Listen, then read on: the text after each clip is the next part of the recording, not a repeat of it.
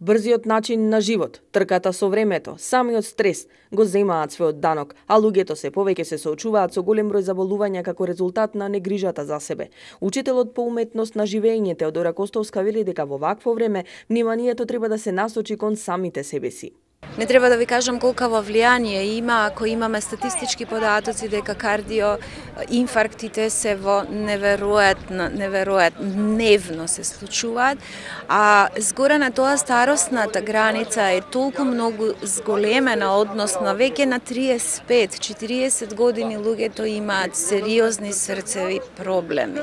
Да не зборувам за мозочни, да не зборувам за депресија, за емотивни состојби кои исцрпуваат. Нашата дневна динамика е толку, како би рекла, сурова, да нас не исцрпува. Ние си го истоштуваме организмот како исцеден лимон кој е неупотреблив.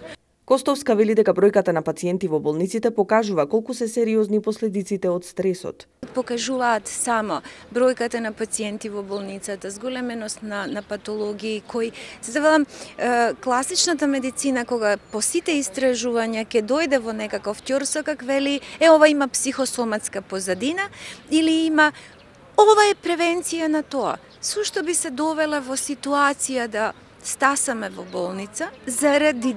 А не можеме, тоа е животот. Ние не можеме да влијаеме на условите од надвор, но мораме да научиме да влијаеме на условите внатре во нас, да го зголемиме тој капацитет или дневно да го зголемуваме, да го донесеме на ниво кој ќе може радосно, среќно да менаџира, да управува со сите ситуации кои животот дневно ќе му ги донесе.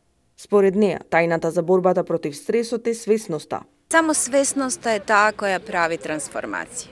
Само свесноста кога јас денеска не сум јадел како треба и одлука да то го направам како треба, си дадам право за себе, си го вратам моето внимание на себе и тоа се само неколку минути кога ние така ќе ги поставиме работите, ќе видиме дека тоа не треба ни многу време, обично ние патиме тоа како немаме време за себе, како има толку многу обврски, а јас одговорно ви тврдам, ние сме толку истоштени, да не сме кадарни, ние ги бркаме нашите обврски, тоа е стрес.